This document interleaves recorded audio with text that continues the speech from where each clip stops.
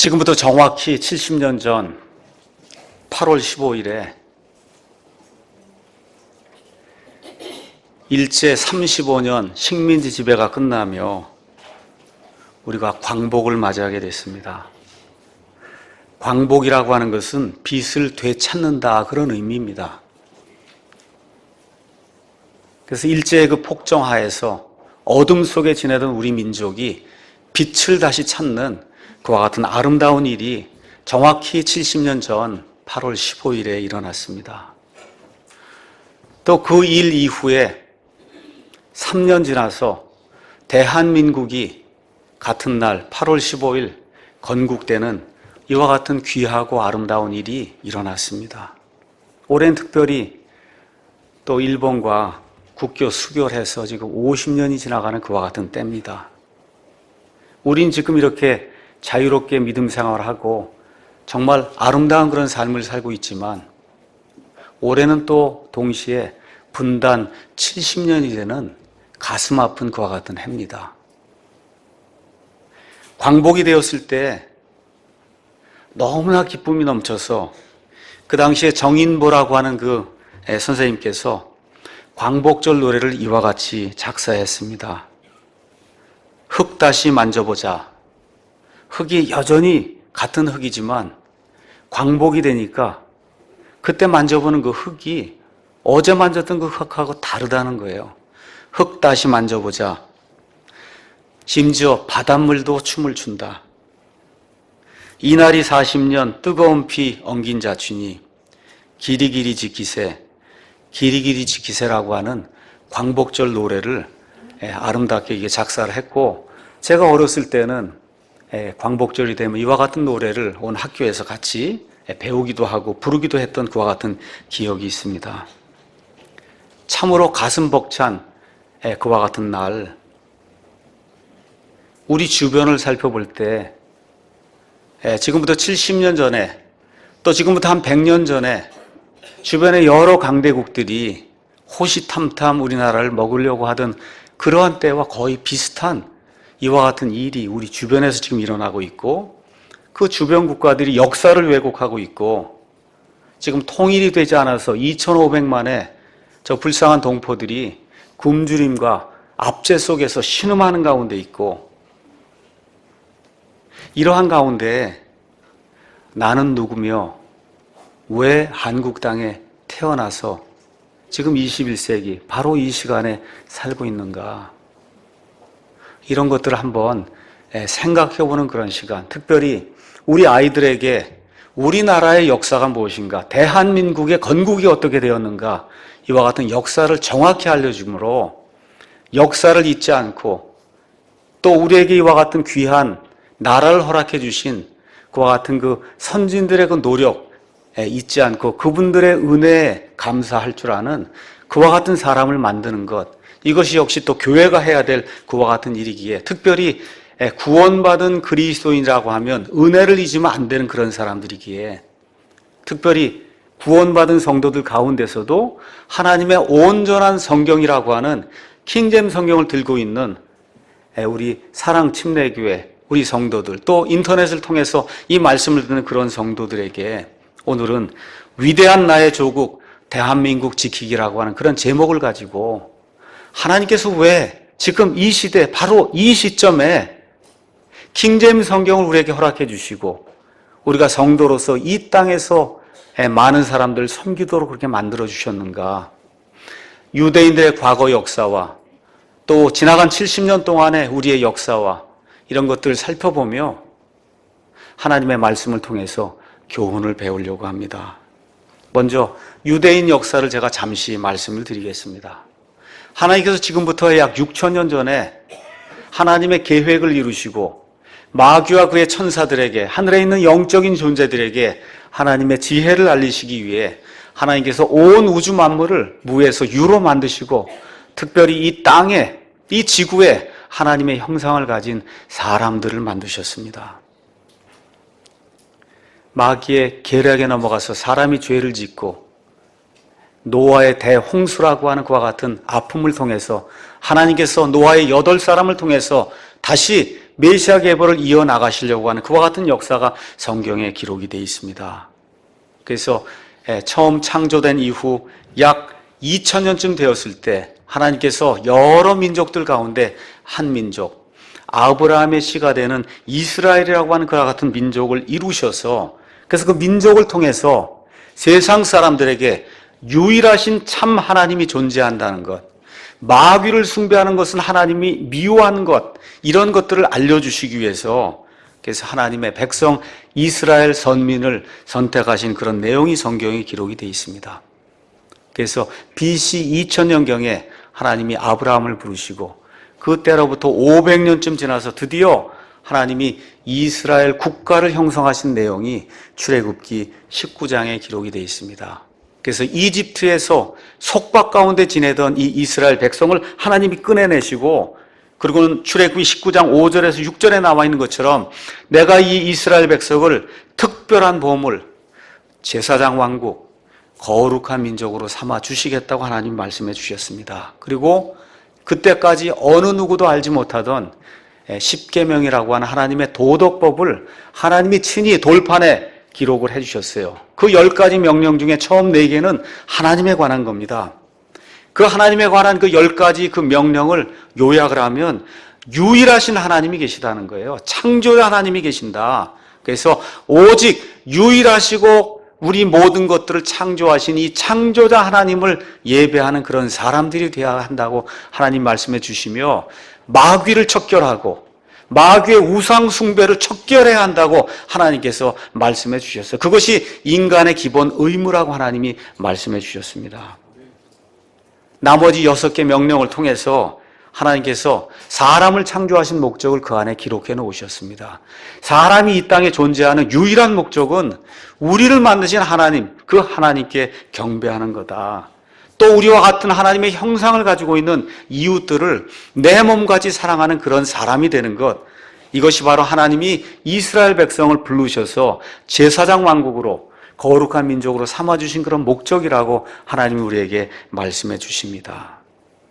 이렇게 하나님이 특별하게 세상의 많은 민족들 가운데서 한 민족을 택해서 선민으로 불러주시고 거룩한 백성, 거룩한 민족, 제사장 왕국을 이렇게 불러주셨음에도 불구하고 재판관들의 시대와 왕정 시대를 거치면서 하나님의 백성이 극도로 타락하는 그런 내용이 구약 성경 전체적으로 기록이 되어 있습니다.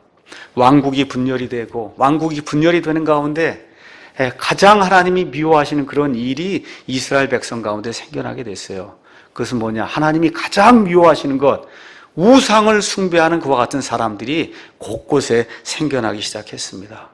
결국 하나님께서 우상을 숭배하는 이 백성을 참으실 수 없어서 BC 721년에 북왕국 이스라엘은 아시리아의 살만에슬이라는 왕에 의해서 멸망을 당하게 되고 그 이후에 남왕국 유다는 BC 606년부터 586년에 걸쳐서 그 당시에 일어난 신흥국가 바빌론에 의해서 멸망되는 그와 같은 일이 생겼습니다. 그래서 그 유대인들이 자기 땅에서 살지 못하고 1000km나 되는 바빌론 땅으로 끌려가서 그래서 거기서 자기들이 알지 못하던 언어를 배우고 자기들이 전혀 배워보지 못했던 풍습을 배우며 거기에서 돌로 되고 또 나무로 만든 그와 같은 잡신들을 섬기며 그들의 문화를 배울 수밖에 없는 억압 가운데 살 수밖에 없는 70년 포로 생활이 이스라엘 백성에게 이 땅에서 이루어지게 됐습니다. 근데 하나님께서 그들을 다시 불쌍히 여겨서 페르시아의 고레스 왕의 칙령을 통해서 70년 만에 다시 그들의 땅으로 돌아갈 수 있도록 지금 우리식 표현으로 이야기하면 광복을 허락해 주셨어요.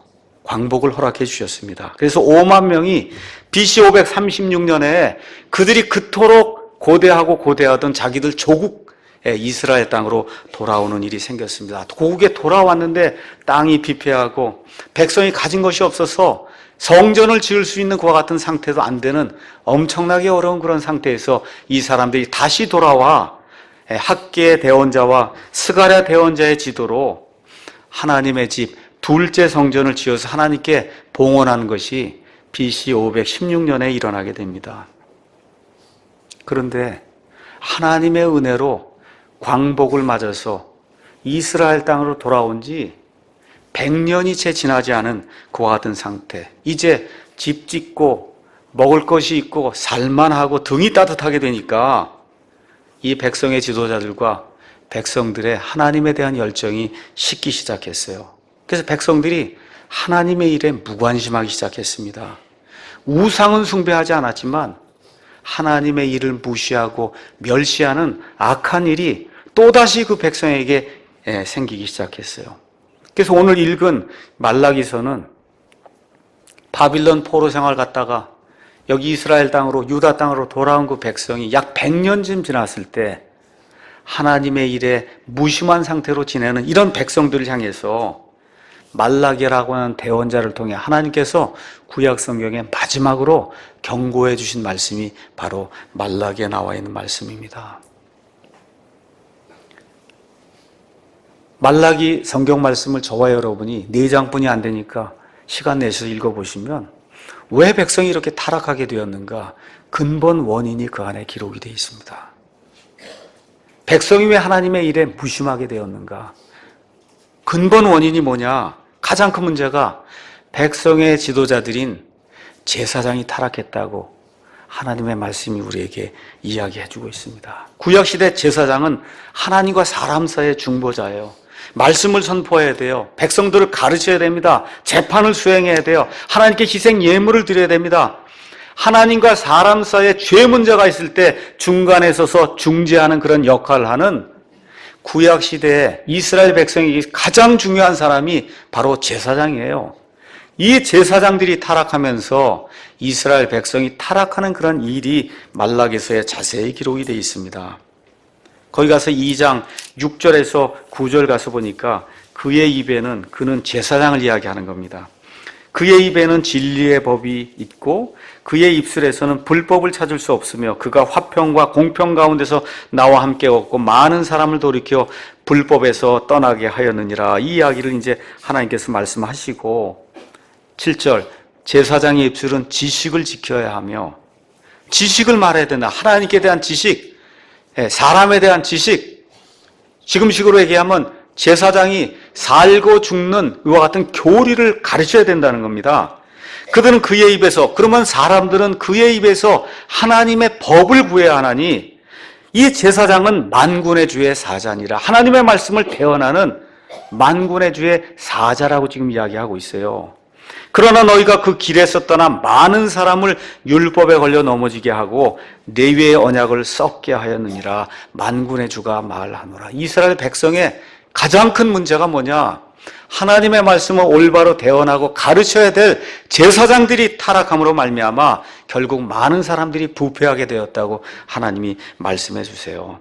그런즉 너희가 내 길들을 지키지 아니하고 율법에서 한쪽으로 치우쳤으므로 나도 너희로 하여금 온 백성 앞에서 멸시와 천대를 당하게 하였느니라. 백성이 더 이상 제사장을 존경하지 않는 이와 같은 악한 일이 이 포로로 끌려갔다가 다시 돌아온 유다 백성에게 생기게 되었다고 성경이 이야기하고 있습니다. 백성의 지도자, 이 제사장들이 이와 같은 악한 일들 하게 될 때 백성들이 죄와 결합함으로 이방 여인과 결혼하고 아내를 쉽게 내다버리며 이혼하는 그와 같은 일이 이스라엘 백성 가운데 너무나 쉬운 그와 같은 일이 되고 말았습니다. 그래서 그 내용이 말라기 2장 10절에서 17절에 나오고 또 백성들이 하나님의 일을 등한히 여기고 하나님의 일을 무시하는 가운데 하나님의 것들을 강도질하는 그런 내용이 말라기 3장 8절에서 11절에 기록이 되어 있어요. 하나님의 것을 강도질하니까 하나님의 일이 전혀 진척되지 않는 그와 같은 일들, 이런 가운데 드디어 백성들이 말 그대로 간이 커져서 오늘 읽은 말라기 3장 13절에서 15절 말씀을 하나님께 말씀드리는 이와 같은 악한 일이 생겼습니다. 주가 말하노라. 너희가 완악한 말들로 나를 대적하고도 이르기를 우리가 무슨 말을 그렇게 많이 하여 주를 대적하였나이까 하는도다. 하나님께 악한 말을 많이 하고도 우리가 도대체 무슨 말을 해서 하나님을 대적했습니까? 라고 백성이 하나님께 삿대질하는 이와 같은 일이 생겼다는 거예요. 너희가 이르기를 하나님을 섬기는 것이 헛되니 우리가 만군의 주 앞에서 그분의 규례를 지킨 것과 애통하는 마음으로 걸은 것이 무슨 유익이 되리요? 지금 우리는 교만한 자를 행복하다 하고 참으로 악을 행하는 자들은 세워지며 참으로 하나님을 시험하는 자들은 심지어 구출을 받았다 하면서 하나님을 조롱하는 그런 백성들이 이 하나님의 선민이라고 하는 이스라엘 이 안에 엄청나게 많이 생겼다고 하나님이 말씀해 주십니다. 광복된 지 70년이 지났어요. 지금 저와 여러분이 살고 있는 이 대한민국의 영적인 기상도가 오늘 여기 지금 말라기 시대에 바빌론 포로 생활하고 그리고 돌아와서 100년이 지났을 때 이스라엘 백성의 그 영적인 상태하고 너무 동일해요. 역사와 은혜를 잊지 않는 저와 여러분이 됩니다. 역사와 은혜를 잊지 않는 사람이 하나님을 바르게 섬길 수 있고 사람들을 기쁘게 할 수 있는 그런 사람이에요. 우리 민족이 반만년 역사를 자랑합니다. 백이민족, 흰옷을 좋아하는 그런 민족이다 자랑해 왔어요. 저와 여러분이 알고 있듯이 종교적 열심이 얼마나 뜻심한지 알 수가 없습니다. 또한 지적 능력이 대단해요. 스마트폰 만들어서 전 세계를 지배하는 걸 가서 보면 도저히 생각해 볼 수 있는 그와 같은 지적 능력을 가지고 있어요. 감히 제가 뭐라고 이야기할 수 있냐? 종교적 열심과 지적 능력을 비교해 보면 유대인들 이상 가는 민족이 우리 민족이다. 그렇게 이야기할 수 있을 정도로 우수한 민족입니다. 우수한 민족이에요. 특별한 민족이에요. 1850년 이후 온 세상이 변하기 시작했습니다. 강대국들의 패권 경쟁이 시작되기 시작했어요. 그래서 우리나라에도 개화가 시작되면서 도저히 우리나라가 감당할 수 없는 수습하기 어려운 그런 문제들이 생겨나기 시작했습니다. 그 원인이 뭐냐? 국론 분열이에요. 사색당파, 수구파, 개화파, 노론, 소론, 동인, 서인, 남인, 북인 등등 해서 나라의 모든 의견이 갈기갈기 찢겨진 이런 가운데 결국은 강대국들의 약탈지가 될 수밖에 없는 그와 같은 어려움에 빠져들게 됐습니다. 나라를 다스리는 지도자, 권력자들이 빠르게 변화하는 국제 정세에 무지했고 그래서 전혀 적응하지 못하는 가운데 이 나라를 빼앗기는 엄청난 슬픔이 우리에게 일어나게 됐습니다. 그래서 어떤 분이 이거를 자주적 정치의 부재라고 이야기했어요. 국내 문제를 스스로 해결할 수 없는 민주적인 그런 능력이 결여된 그런 상태였다, 우리나라가. 적극적 평화의 외교를 펼칠 수 있는 능력이 없었다는 거예요. 다시 말씀드려, 우리나라 패망의 1차 원인은 외부에 있는 것이 아니라 저와 여러분이 속해 있는 이 내부에 있었다고 많은 사람들이 바르게 진단을 하고 있습니다. 그 결과 1905년에 을사보호조약이 맺어지고 그리고 결국 1910년 8월 29일에 경술국치라고 하는 그와 같은 치욕을 당하게 됐습니다. 다른 이야기로 하면 한일 합방이 된 겁니다. 나라를 잃게 된 거예요. 그래서 일본의 식민지가 돼서 그 이후 35년간 우리나라 역사에 유례가 없는 그와 같은 일제 포갑과 착취를 당하는 그와 같은 비극이 이 땅에서 일어나게 됐습니다. 그래서 일본은 조약 공포와 동시에 대한제국의 한이라고 하는 그런 국호를 폐지하고 조선 총독부를 세우고 데라우치를 우리나라 초대 총독으로 임명했어요. 그리고는 금융, 광업, 임업, 어업, 운수, 통신 등 사업의 모든 분야를 독점하고 1910년부터 1918년까지 토지조사 사업이란 미명하에 한국농업의 지배체제를 확립하고 동시에 한국 사람들이 소유하고 있던 많은 토지를 탈취해 갔습니다. 1910년 12월에 회사령이라는 것을 발표해서 한국인이 기업을 설립해서 경제활동하는 것을 원천적으로 금지했습니다. 또한 1908년에 사립학교령을 이 일본 사람들이 내려서 한국민이 주체가 된 교육기관이 실제로 이 땅에 존재할 수 없도록 우리나라의 민족 정신을 말살하는 그와 같은 정책을 펴기 시작했습니다. 이런 가운데 저와 여러분이 이제 알고 있듯이 창씨개명, 다시 말해 일본식 성으로 바꾸는 그와 같은 일, 그래서 창씨를 하지 않은 사람의 자녀는 학교에 들어가지 못하게 하고 강제로 끌고 가 일을 시키며 식량도 주지 않는 그와 같은 폭거가 이 땅에 일어나게 됐습니다. 민족 정신은 말이 있어야 가능한 거예요. 이 민족 정신을 없애기 위해서 일본어 사용을 강요하고 조선어를 말살하는 그와 같은 일을 하면서 결국 1942년 10월에 우리나라의 지식인들이 도저히 참을 수가 없어서 일으킨 사건이 조선어학회 사건이에요. 그래서 33명이 검거되어 고문당하고 많은 고초를 당한 그러한 일이 우리나라의 역사로 지금 자리 잡고 있습니다. 이 정도로 말이 중요한 거예요. 이분들이 지켜준 그 말, 지금 그 말을 가지고 저와 여러분이 킹제임스 성경을 번역을 해서 저와 여러분이 사용하는 이런 아름다운 말로 하나님의 말씀을 보존하게 된 겁니다. 이 말이 있다는 게 위대하다는 거예요. 이 글자가 있다는 게 위대하다는 거예요. 우리나라의 문화가 말이 있고 글자가 있어서 위대한 그런 문화입니다. 이러한 문화를 없애기 위해서 일본이라는 나라가 얼마나 우리나라를 압박했는가, 이런 것들을 다시 한번 생각해보는 그런 시간이 좀 되었으면 좋겠습니다. 그래서 유대인들의 바빌론 포로 생활 버금가는 이런 고통의 시기가 그난 35년 동안 지속되는 가운데 하나님께서 1945년 8월 15일 우리에게 광복을 허락해 주셨습니다. 근데 우리나라에 고질적인 문제가 해결이 안 돼요. 고질적인 문제가 뭐예요? 사상 갈등.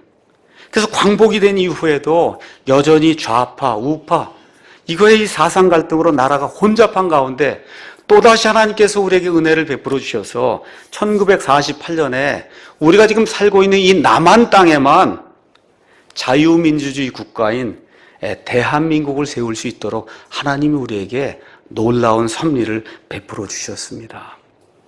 우리 대한민국의 국시, 다시 말씀드려 국가의 근본 체계는 뭐냐? 자유예요.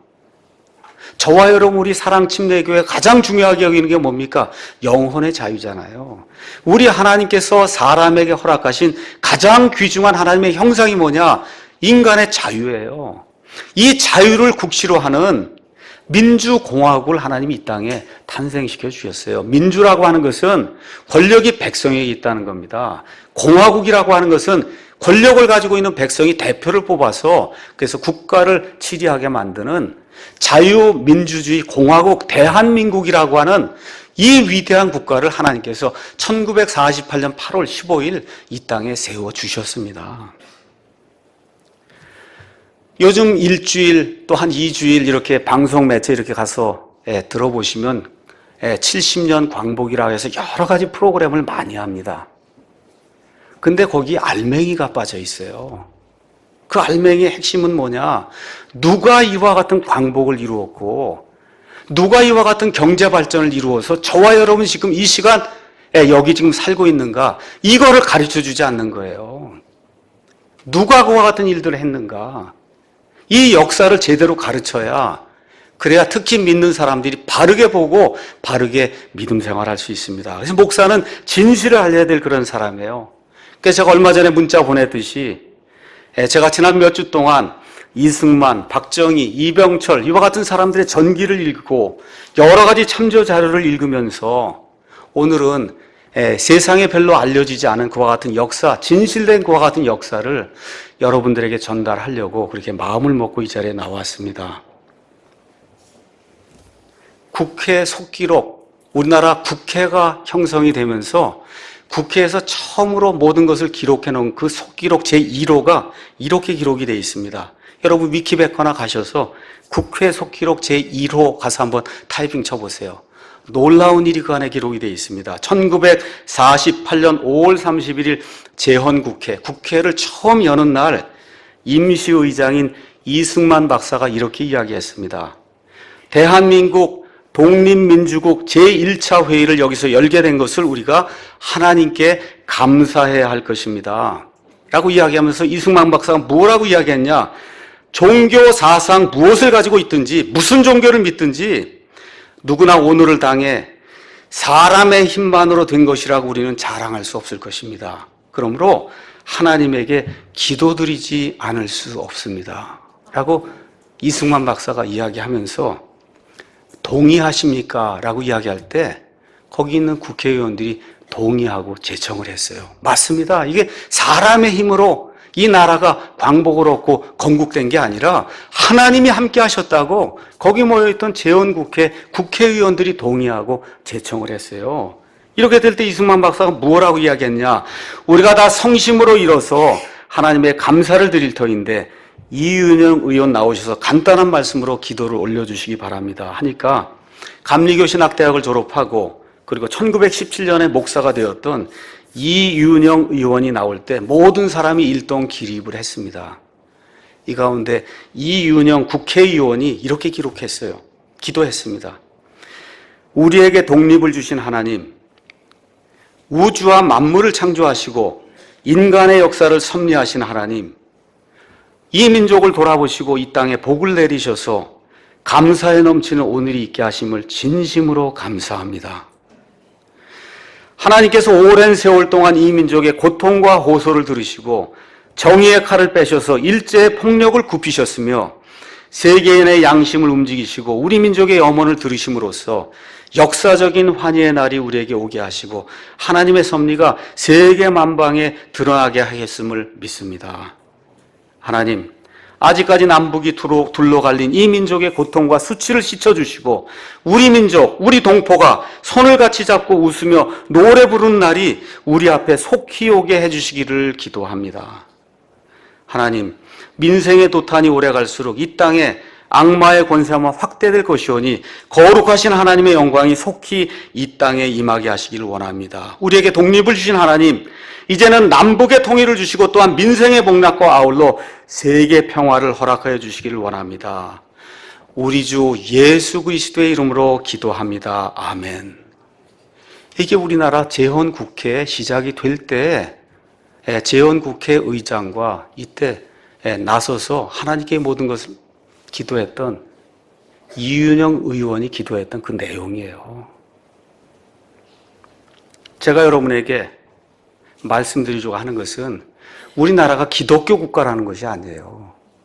이 나라를 세운 이 건국자들이 기독교 정신으로 자유정신, 영혼의 자유를 추구할 줄 아는 민주공화국이라고 한 이런 나라가 무엇인가를 정확히 이해를 하고 하나님께서 함께 하셔서 이 나라가 세워졌다고 고백하는 이와 같은 기도를 통해서 대한민국이 건국됐다는 이 사실을 저와 여러분이 잊으면 안 되는 겁니다. 지난 70년간의 번영이 어디에서 왔느냐? 하나님을 두려워하고 하나님께 영광과 감사를 드릴 줄 아는 건국자들이 있었기 때문에 하나님께서 이와 같이 이 나라에 손을 얹어주셨다는 이 사실을 저와 여러분이 망각하면 안 되는 겁니다.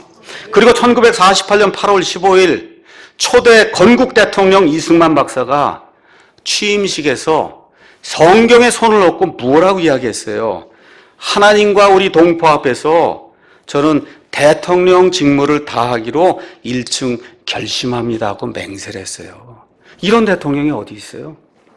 그렇지 않습니까? 성경에 손을 얹고 내가 자유민주주의, 이 공화국이라고 하는 이 대한민국을 제대로 지키고 이것을 보존하기 위해서 하나님 앞에 제가 맹세합니다 하고 맹세한 대통령이 바로 우리나라의 건국 대통령 이승만 대통령이다.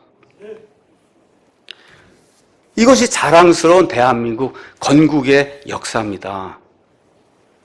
한국이 이처럼 지금 기독교인이 전 인구의 5분의 1이다, 4분의 1이다 그렇게 이야기하는데 목사들이 노력해서 그렇게 한 것이 아니에요. 1차 공신이 누구냐? 바로 이승만 박사와 윤치호 같은 이와 같은 사람들, 다시 말해 올바른 크리스찬 정신을 심지어 정치에서도 구현하려고 했던 이와 같은 사람들이 있었기 때문에 주변에 믿지 않는 사람들도 이와 같은 것을 보고 이 믿음을 표출할 줄 알고 자유와 이런 것을 사랑하는 그와 같은 기독교인들을 보고 많은 사람들이 감화 감동을 받고 기독교에 들어오게 된 거예요.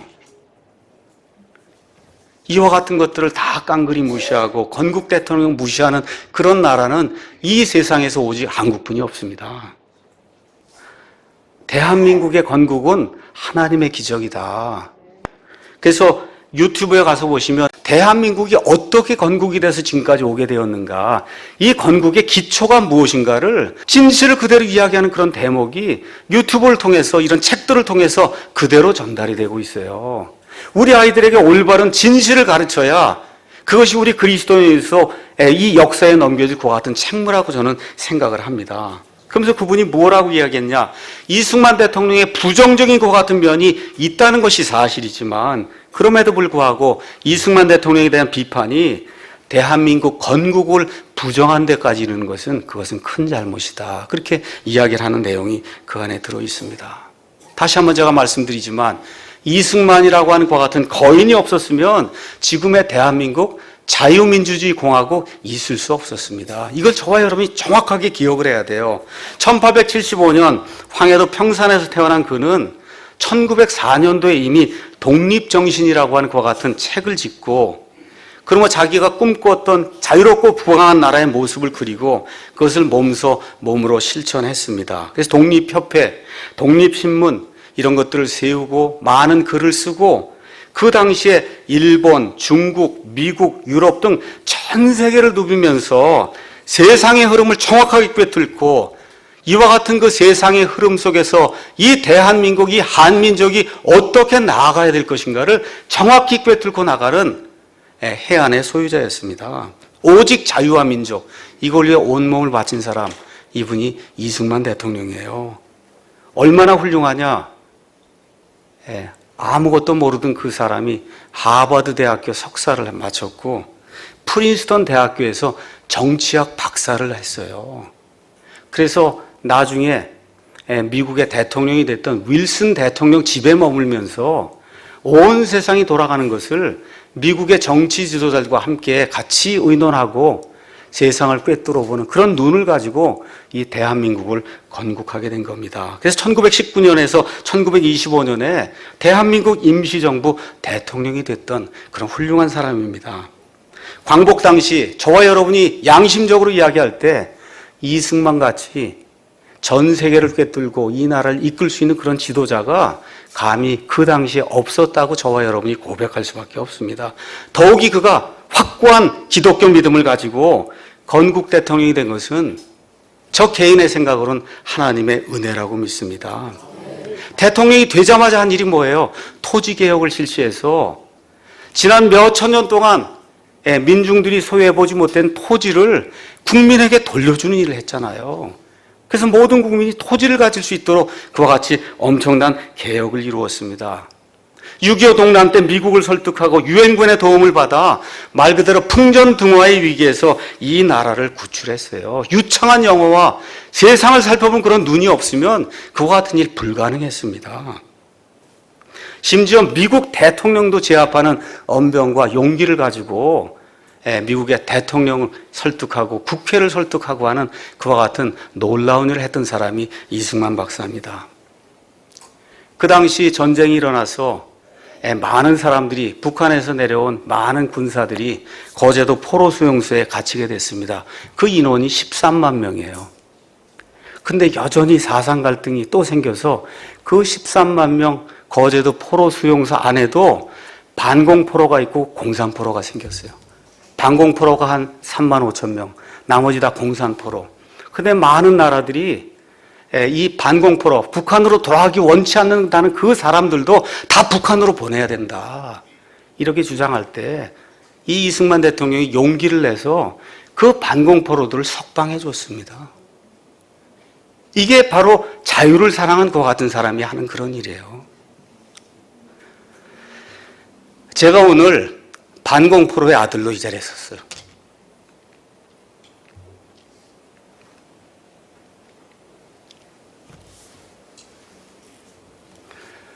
이승만 대통령이 세운 인하대학을 제가 졸업했습니다.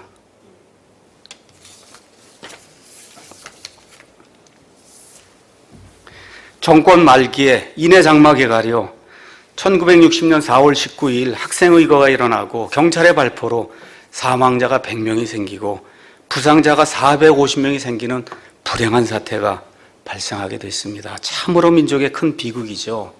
이 사실을 뒤늦게 한 이승만 대통령 병원으로 달려가서 위문하면서 눈물을 흘리며 이렇게 이야기했습니다.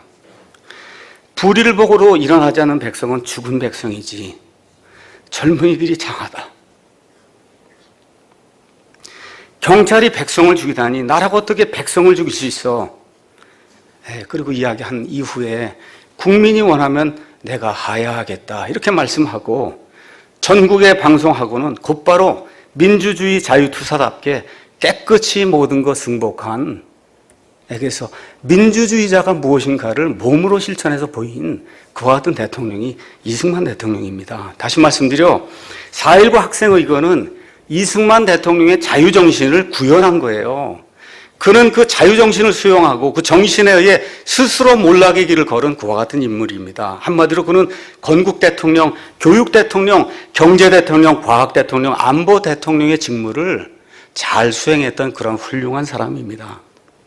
이승만 대통령이 나라가 극심한 혼돈 가운데 빠졌지만 하나님께서 또 은혜를 베풀어 주셔서 박정희라고 하는 우리나라가 가지고 있던 몇 명 안 되는 그런 위인을 이 땅에 우리에게 허락해 주셔서 지난 5,000년 동안 한 번도 극복해보지 못한 가난을 극복할 수 있게 해주셨어요. 저와 여러분이 지금 이 시대에 스마트폰을 가지고 안락한 그런 삶을 누리는 거 누가 뭐라 해도 박정희 대통령이 우리에게 베풀어준 그와 같은 은혜입니다. 하나님께서 이병철, 정주영 등 경제인들을 우리에게 허락해 주셔서 그들이 혼신의 힘을 다해서 자동차, 조선, 전자, 중화학공업, 원자력 등 선진국이 독점하던 그런 산업에서 두각을 나타나게 이렇게 만들어 주셨고 그 결과 지금 우리나라는 지난 70년간의 자랑스러운 그런 역사 속에서 세계에서 가장 가난한 나라에서 지금 세계 경제 10대 강국에 들어가는 아름다운 그런 나라로 우리가 발전하게 된 겁니다. 그래서 이승만 박사의 말대로 우리 믿는 사람들은 이 모든 것이 사람의 힘으로 가능했다 그렇게 믿으면 안 되는 거예요. 이 모든 것 뒤에 섭리로 우리 민족을 이끌어 주신 하나님의 은혜가 있었다. 이 은혜를 잊지 않고 정말 하나님의 은혜에 합당하게 우리가 믿음 생활을 해야 되겠다. 이렇게 이야기하는 것이 올바른 그와 같은 성도라고 저는 확신합니다. 그래서 우리 성도들은 올바른 역사의식, 자유민주주의 시장경제라고 하는 그와 같은 원칙하에서 하나님께서 적극적으로 개입하고 섭리로 도와주신 지난 70년의 역사를 자랑스러운 그런 역사로 생각하고 우리 후대에게 그 자랑스러운 역사를 물려줘야 됩니다. 지금 우리나라의 문제가 뭐예요? 사상의 갈등이 지난 한 150년 이상 계속 지속이 되어 온 그 같은 사상의 갈등이 치유가 되지 않는 가운데 놓여 있습니다. 지금도 민족끼리 해야 된다고 하는 사람들이 너무 많지만 제가 여러분에게 몇 차례 말씀드렸듯이 민족끼리가 먼저가 아니라 자유와 평화가 먼저예요. 자유와 평화가 있은 다음에 민족이 있는 겁니다. 이것이 없으면 믿음 생활할 수 없는 거예요. 극단적인 이상주의자가 되면 안 됩니다.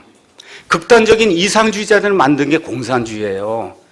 부정부패 없이 모두가 공평하게 살 수 있다. 얼마나 듣기 좋은 얘기입니까?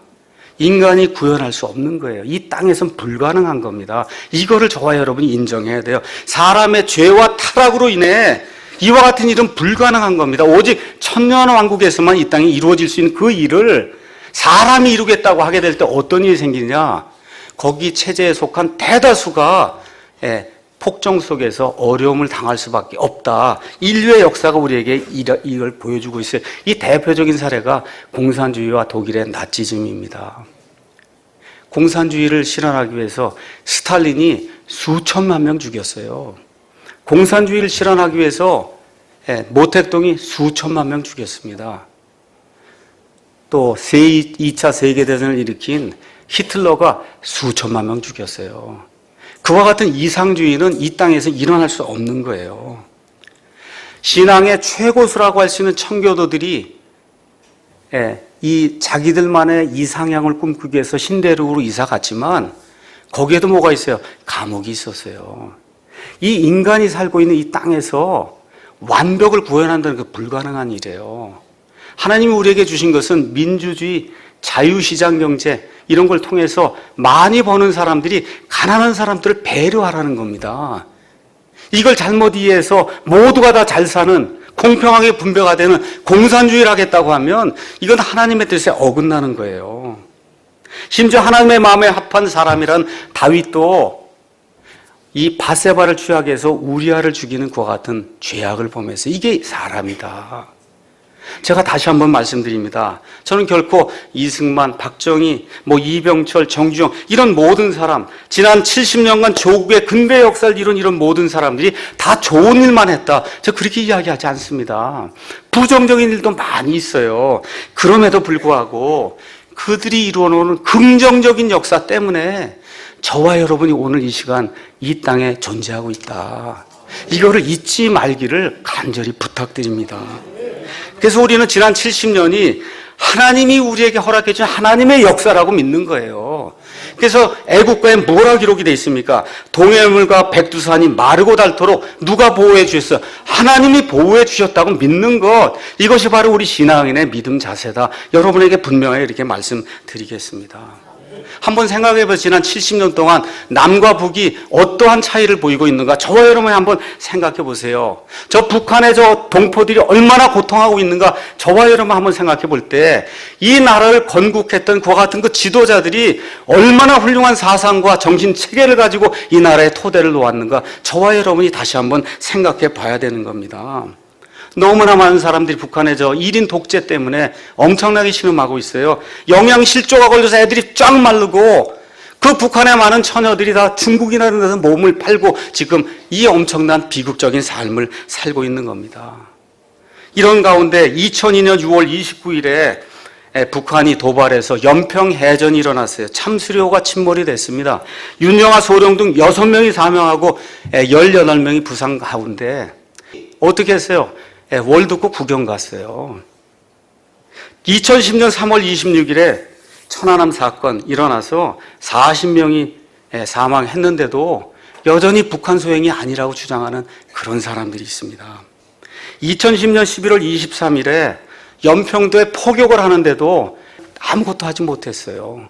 이러한 안타까운 그런 일들을 이렇게 보면서, 더구나 이번에 2015년 8월 4일 바로 며칠 전에 어떤 인생의 목함 지뢰가 폭발하면서 한 하사는 2발이 잘려나가고 다른 한 하사는 발목을 잃는 이와 같은 악한 일이 우리 가운데 지금 생기고 있습니다. 다시 말씀드리지만 공산주의라고 하는 이상주의는 이 땅에서 구현될 수 없는 마귀의 체제입니다. 이것은 힘으로 응징을 해야지 타협해야 될 것 같은 대상이 아니에요. 그래서 북한 동포들 불쌍히 여기는 것하고 북한의 공산주의 체제와 연합하는 것은 별개의 일이다. 그래서 제가 다시 한번 말씀드리지만 하나님이 우리 사람에게 허락해 주신 가장 큰 특권이 뭐냐? 자유예요. 양심의 자유, 종교의 자유, 내가 하고 싶은 것을 할 수 있는 그런 자유, 이런 자유를 허락하는 대한민국의 국민임을 저와 여러분이 정말 자랑스럽게 여기고, 지난 70년간의 그 역사 속에서 하나님이 이런 나라를 만들어 주셨구나, 감사하는 저와 여러분이 되기를 예수님의 이름으로 축원합니다. 그래서 좌파 세력과 연합하지 않고 자유민주주의, 반공체제를 확립하려 했던 그와 같은 지도자들에 대한 공정한 평가는 시간이 얼마 지나지 않아서 곧바로 이루어질 겁니다. 왜 그래요?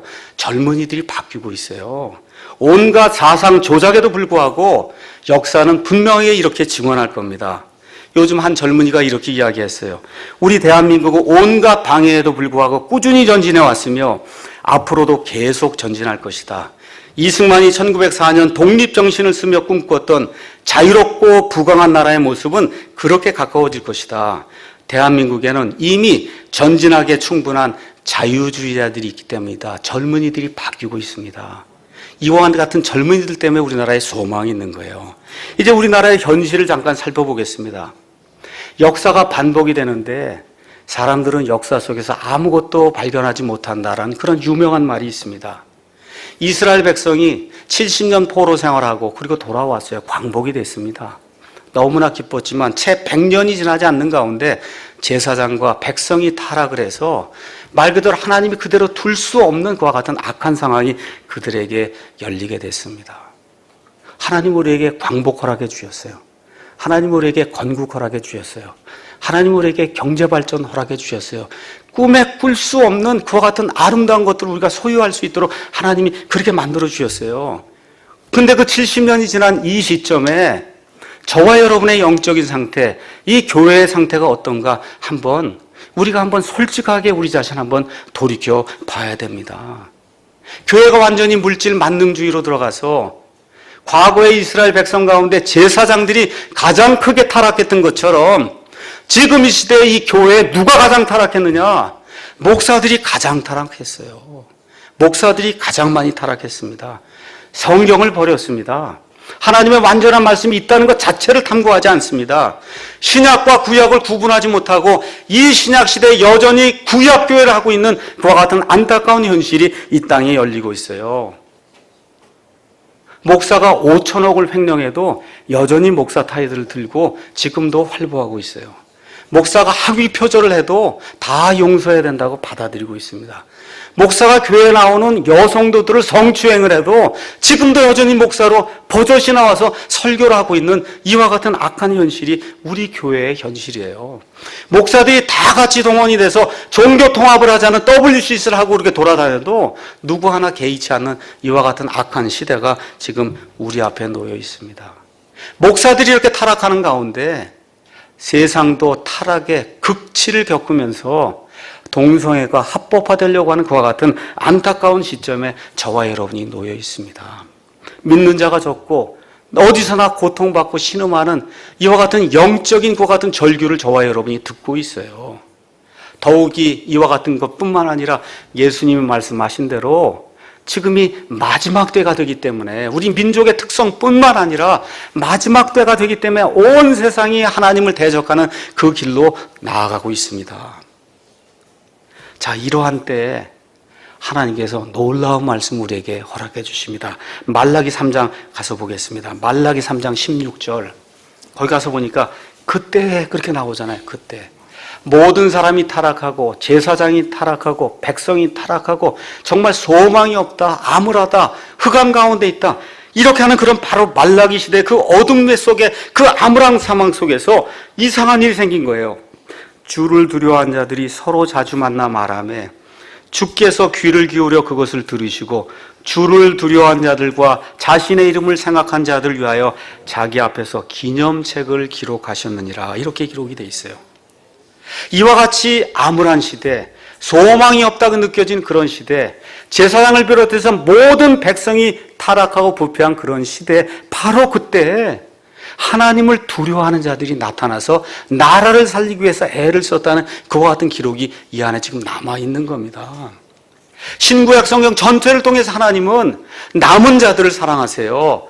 다수가 아니라 하나님의 뜻을 따라서 거룩하게 살려고 하는 남은 자들을 하나님이 사랑하신다. 엘리야 당시에 모든 백성이 우상을 숭배했지만 무상에게 무릎 꿇지 않은 7,000명을 하나님이 남겨두셨다고 말씀하시는 바로 그 소수의 7,000명, 그 소수의 7,000명이 이스라엘 백성과 나라를 사랑했듯이 저와 여러분, 킹제임스 성경을 든 저와 여러분이 해야 될 일이 바로 이 시대에 주님을 두려워하고, 여기 나와 있는 것처럼 모두가 타락한다 할지라도 주님을 두려워하고 하나님의 교회를 바르게 세우며 이 일을 통해서 나라를 살려야 되겠다고 작정하는 저와 여러분이 되기를 예수님의 이름으로 축원합니다. 남은 자들의 세 가지 특징이 있어요. 첫째가 뭐냐? 하나님을 두려워했다고 이야기하는 겁니다. 하나님을 두려워했다. 여러분, 하나님 두려워하십니까? 구원받은 이후에도 내가 구원받은 이후에 내 몸에 행한 선한 일과 악한 일, 여기에 모두에 대해서 하나님의 심판석, 그리스도의 심판석 앞에 서서 내가 내 몸속에 행한 모든 일에 대해 하나님 앞에 회개보고할 날이 있다. 여러분, 확신하고 사십니까? 이런 확신이 있는데 어떻게 큰 죄악을 저질 수가 있어요? 목사들이 이와 같은 확신이 있는데 어떻게 이와 같은 큰 죄악을 저지르고 이 앞에서 강단에서 말씀을 선포할 수 있습니까? 저와 여러분이 이 나라를 사랑하고 이 나라를 지키려고 하면 첫째, 하나님을 두려워해야 돼요. 그것이 이 나라를 살리는 일이요, 저와 여러분을 살리는 일입니다. 두려워해야 구원받을 수 있어요. 두려워해야 지옥 불 속에서 멸망되는 그 불 속에서 저와 여러분 구원받을 수 있습니다. 둘째, 이 사람들이 하나님의 이름을 생각했다는 거예요. 여러분, 예수님 이렇게 생각하면 무엇이 생각나세요? 이 사복음서에 기록된 그 예수님의 그 전체적인 인격이 여러분 생각나세요? 저와 여러분을 위해서 십자가에서 몸이 찢기기까지 피를 다 흘려주시기까지 저와 여러분을 사랑하시고 세리와 이 죄인들을 사랑하시고 간음하는 것 같은 창녀들까지 사랑하신 그 예수님, 그 예수님의 인격이 여러분 생각이 나십니까? 하나님의 이름을 생각하는 그런 사람들, 하나님의 이름에 누를 끼치지 않아야 되겠다 이렇게 생각하는 사람들이 나를 살리고 국가를 살리는 그런 사람이다. 셋째, 하나님을 증언했다 그랬어요. 서로 자주 만나 이야기를 했다는 거예요. 세상이 너무 악하니까 세상에 나가서 이야기가 안 되는 거예요. 그러니까 어떻게 해요? 이 하나님을 두려워하는 사람들끼리 자꾸 모여서 우리의 답답한 사정을 서로 나누고 하나님께 우리의 답답한 사정을 아뢰고 그리고 서로 위로받고 아이들 교육을 시키면서 나라와 민족을 지켰다고 성경이 우리에게 이야기하고 있는 겁니다. 그래서 저와 여러분 우리 사랑 침례교회는 가능한 많이 모이지 못해요. 자주 모이지 못해요. 그래서 주일에 모여서 여기서 같이 시간을 보낼 때는 한 가족으로 끈끈하게 정말 하나님의 사랑을 실천하는 그런 교회가 돼야 우리가 살아야 대한민국이 살 수 있는 겁니다. 우리가 살아야 이 대한민국을 지킬 수 있는 거예요. 예수님 오실 때까지. 이렇게 할 때 하나님께서 4가지를 하셨다고 성경이 이야기합니다. 첫째, 하나님이 귀를 기울여 그것을 들으셨다고 이야기해요. 저와 여러분이 답답한 사정을 가지고 모여서 서로 이야기하며 우리의 사정을 서로 이야기하며 하나님께 아뢰게 될 때 귀를 지으신 하나님께서 우리의 말을 귀 기울여 들으셨다고 성경이 이야기합니다. 둘째, 하나님이 이 모든 것, 저와 여러분이 믿는 성도로 생한 좋은 그런 모든 선한 일을 하나님이 하나님의 자신의 기념의 책에 기록해 놓으셨다 그랬어요. 그래서 저와 여러분이 그리스도의 심판석 앞에 서게 될 때 하나님이 기록해 놓은 그 기념의 책에 저와 여러분이 모여서 답답한 것을 토로하고 정말 어떻게 해야 살 것인가, 이 나라를 살릴 것인가, 같이 의논할 것들 그 모든 일이 그 안에 기록이 되어 있다는 거예요. 셋째, 하나님이 의롭게 갚아주시겠다. 내가 이 모든 것들을 심판하는 그날에 나를 사랑하고 나를 두려워하며 이 민족을 사랑하고 이 민족을 지키려고 노력했던 그런 사람들, 내가 그들을 나의 보석들로 삼겠다. 하나님이 그렇게 말씀해 주세요. 마지막으로 더러운 것과 거룩한 것을 구별하신다고 하나님이 말씀해 주십니다. 결론의 말씀드리겠습니다. 말라기 대언자 이후에 이스라엘 백성을 살리기 위해서, 이스라엘을 지키기 위해서 노력했던 그 소수가 누구였냐? 예수님 이 땅에 오실 때 메시아를 맞아들이고 영접했던 사람들이에요. 예수님이 이 땅에 오실 때에도 초대교회 성도들도 늘 소수였습니다.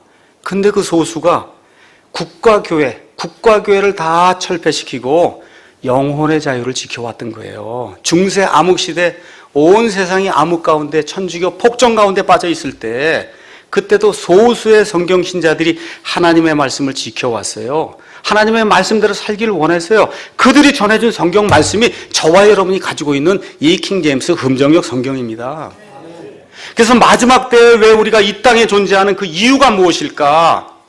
하나님을 두려워하며 하나님이 보존해 주신 말씀들을 지키고 아이들 바르게 양육하고 하나님이 전달하라고 하신 바른 구원의 교리를 전달하는 것, 그래서 이 나라와 이 민족을 살리는 것, 이것이 21세기 이 땅에 우리가 존재하는 특별한 이유라는 것을 저와 여러분이 꼭 기억해야 됩니다. 첫째로 우리말을 쓰는 모든 사람들에게, 특별히 교회는 다닌다고 하는데 아직도 암흑 속에 빠져있는 그 사람들에게 하나님의 진리의 빛을 보여줘야 돼요. 말 그대로 광복을 선사해야 됩니다. 어둠 속에서 하나님을 전혀 알지 못하는 그 사람들에게 저와 여러분이 광복을 선사해야 되는 거예요. 하나님의 말씀을 통해서, 바른 교리를 통해서, 바른 구원을 통해서, 바른 교회를 통해서 하나님의 광복을 그들에게 선포해야 되는 겁니다. 우리 사랑하는 침례교회 성도들, 또 킹제임스 성경을 사랑하는 모든 성도들이 기억해야 될 것이 있습니다. 그것은 지난 70년간의 역사는 하나님이 우리와 함께 해주신 자랑스러운 역사다. 그 지난 70년의 역사 속에 저와 여러분이 손에 들고 있는 킹제임스 성경이 들어있는 거예요.